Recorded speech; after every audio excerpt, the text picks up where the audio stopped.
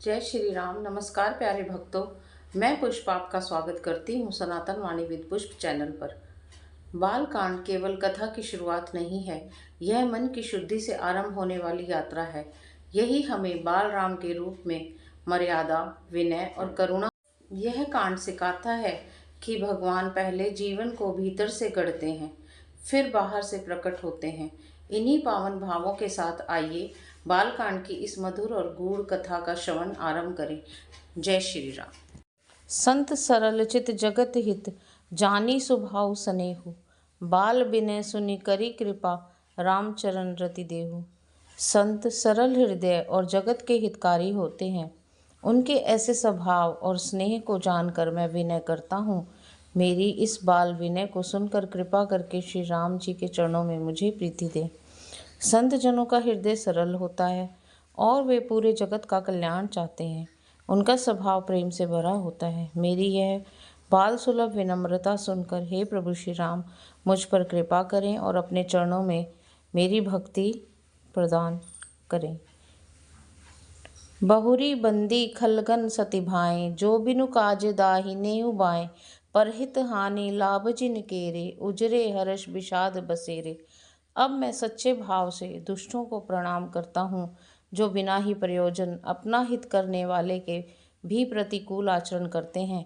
दूसरों के हित की हानि ही जिनकी दृष्टि में लाभ है, जिनको दूसरों के उजड़ने में हर्ष और बसने में विषाद होता है। अब मैं उन दुष्ट लोगों को भी प्रणाम करता हूँ, जो बिना कारण दूसरों को नुकसान पहुँचाते हैं, जिनका लाभ दूसरों की हानि में है, जिनके उजड़ने में खुशी और बसने में दुख होता है। हरिहर जस राकेश राहु से, पर अकाज भट सहस बाहु से। जे पर दोष लकहीं से साखी, पर हित गृत जिनके मन माखी।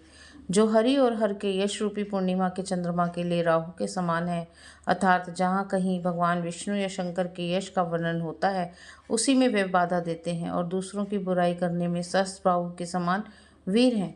जो दूसरों के दोषों को हजार आंखों से देखते हैं और दूसरों के हित रूपी घी के लिए जिनका मन मक्खी के समान है, अर्थात जिस प्रकार मक्खी घी में गिरकर उसे खराब कर देती है और स्वयं भी मर जाती है, उसी प्रकार दुष्ट लोग दूसरों के बने बनाए काम को अपनी हानि करके भी बिगाड़ देते हैं।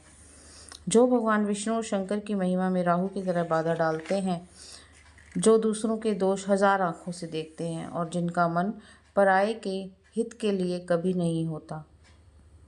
तेज कृसानु रोष महिषेशा, अग अवगुण धन धनी धनेसा। उदय केत समहित सबही के, कुंभकर्ण समसोवतनी के। जो तेज दूसरों को जलाने वाला, ताप में अग्नि और क्रोध में यमराज के समान है, पाप और अवगुण रूपी धन में कुबेर के समान धनी है, जिनकी बढ़ती सभी के हित का नाश करने के लिए केतु पुच्छल तारे के समान है और जिनके कुंभकर्ण की तरह सोते रहने में ही भलाई है। जो क्रोध में अग्नि जैसे हैं, पाप और अवगुणों में धन के स्वामी कुबेर जैसे हैं, जो दूसरों के हित के नाश के लिए केतु की तरह उदय होते हैं। पर अकाजू लगी तनु परिहरहीं, जिमिहिम उपल कृषि दली गरहीं। बंदौ खल जस शेष सरोषा, सहस बदन बर नई पर दोषा। जैसे ओले खेती का नाश करके आप भी गल जाते हैं, वैसे ही वे दूसरों का काम बिगाड़ने के लिए अपना शरीर तक छोड़ देते हैं। मैं दुष्टों को हजार मुख वाले शेष जी के समान समझकर प्रणाम करता हूँ, जो पराये दोषों का हजार मुखों से बड़े रोष के साथ वर्णन करते हैं। पुनिप्र नवौ पृथ्वीराज समाना, पर अघ सुनई सहस दस काना। बहुरी सक्र सम बिनबौ तेहि, संतत सुरानीक हित जेहि। पुनः उनको राजा पृथु, जिन्होंने भगवान का यश सुनने के लिए 10,000 कान मांगे थे, के समान जानकर प्रणाम करता हूँ, जो 10,000 कानों से दूसरों के पापों को सुनते हैं। फिर इंद्र के समान मानकर उनकी विनय करता हूँ, जिनको सुरा मदिरा नीकी और हितकारी मालूम देती है। इंद्र के लिए भी सुरानीक अर्थात देवताओं की सेना हितकारी है। बचन वज्र से ही सदा पियारा, सहस नयन पर दोष निहारा। जिनको कठोर वचन रूपी वज्र सदा प्यारा लगता है और जो हजार आंखों से दूसरों के दोषों को देखते हैं। जिन्हें कठोर वचन सदा प्रिय लगता है और जो दूसरों के दोषों को देखते हैं, सब कुछ जानते हुए भी दोषी ठहराते हैं। उदासीन अरिमीत हित सुनत जरहि खल रीति जानी पानी जुग जोरी जन विनती करई सप्रीति। दुष्टों की यह रीति है कि वे उदासीन शत्रु अथवा मित्र किसी का भी हित सुनकर जलते हैं। यह जानकर दोनों हाथ जोड़कर यह जन प्रेम पूर्वक उनसे विनय करता है। मैं अपनी दिसिकीन निहोरा तिन निज और न लाऊ भोरा बायस पलिहै अति अनुरागा होई निरामिष कबहु की कागा। मैंने अपनी ओर से विनती की है परंतु वे अपनी ओर से कभी नहीं चूकेंगे। कौओं को बड़े प्रेम से पालिए परंतु वे क्या कभी मांस के त्यागी हो सकते हैं। कौवे कभी हंस नहीं बन सकते अर्थात दुष्स्वभाव नहीं बदलते। बंदो संत असज्जन चरना दुखप्रद उभय बीच कछु बरना विछुरत एक प्राण हरि लेहि मिलत एक दुख दारुण देहि। अब मैं संत और असंत दोनों के चरणों की वंदना करता हूँ। दोनों ही दुख देने वाले हैं परंतु उनमें कुछ अंतर कहा गया है। वह अंतर यह है कि एक संत तो बिछुड़ते समय प्राण हर लेते हैं और दूसरे असंत मिलते ही तब दारुण दुख देते हैं। अर्थात संतों का बिछुड़ना मरने के समान दुखदायी होता है और असंतों का मिलना। मैं संत और असज्जन दोनों के चरणों की वंदना करता हूँ यद्यपि दोनों दुख देने वाले हैं पर अंतर यह है कि संत के वियोग से प्राण निकल जाते हैं और असज्जन के मिलने से भयानक दुख मिलता है। उपजहि एक संग जग माही जलज जोक जिमि गुण बिलगाही सुधा सुरा सम साधु असाधु जनक एक जग जलधि अगाधु। दोनों संत और असंत जगत में एक साथ पैदा होते हैं पर एक साथ पैदा होने वाले कमल और जोंक की तरह उनके गुण अलग अलग होते हैं। कमल दर्शन और स्पर्श से सुख देता है किंतु जोंक शरीर का स्पर्श पाते ही रक्त चूसने लगती है। साधु अमृत के समान मृत्यु रूपी संसार से उबारने वाला और असाधु मदिरा के समान मोह प्रमाद और जड़ता उत्पन्न करने वाला है। दोनों को उत्पन्न करने वाला जगत रूपी अगाध समुद्र एक ही है।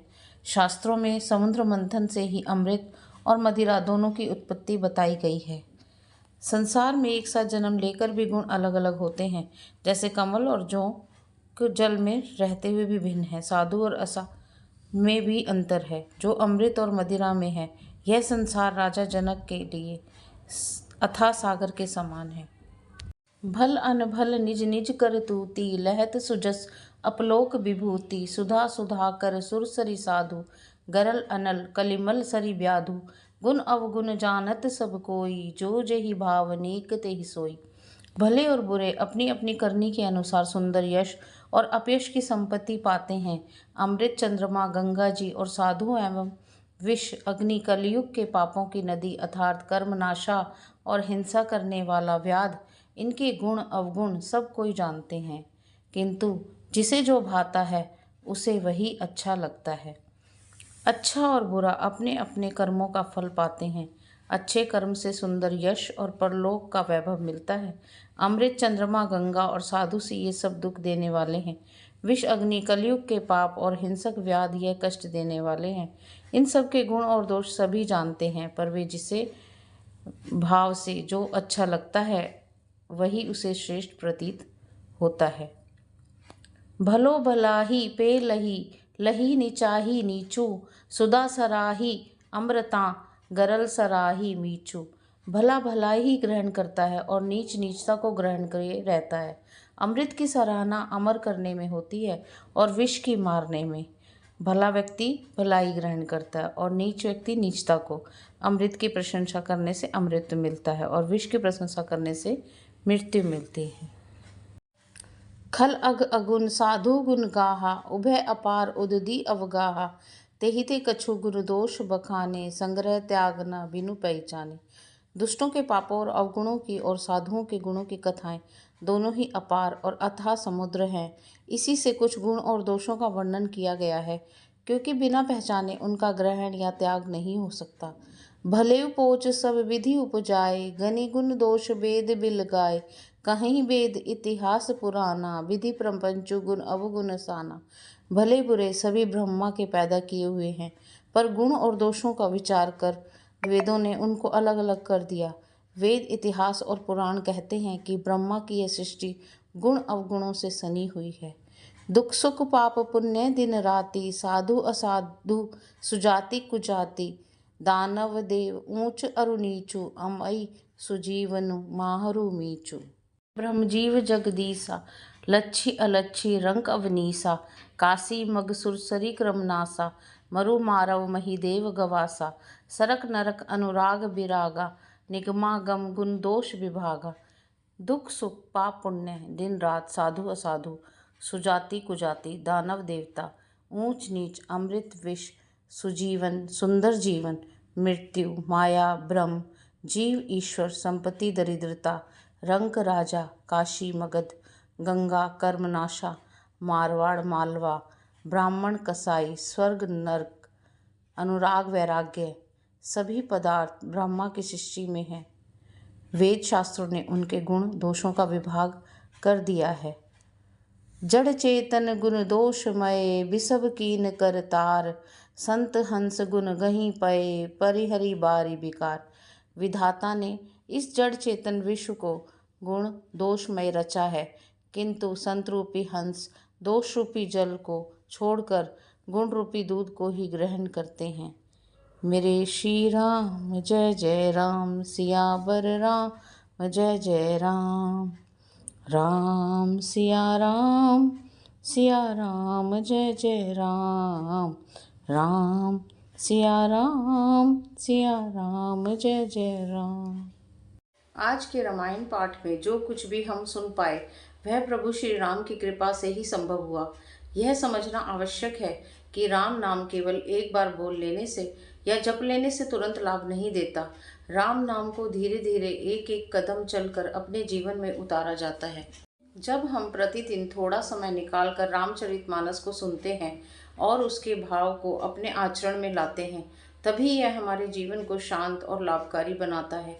इन्हीं भावों के साथ आज के पाठ को यहीं विराम देते हैं। जय श्री राम।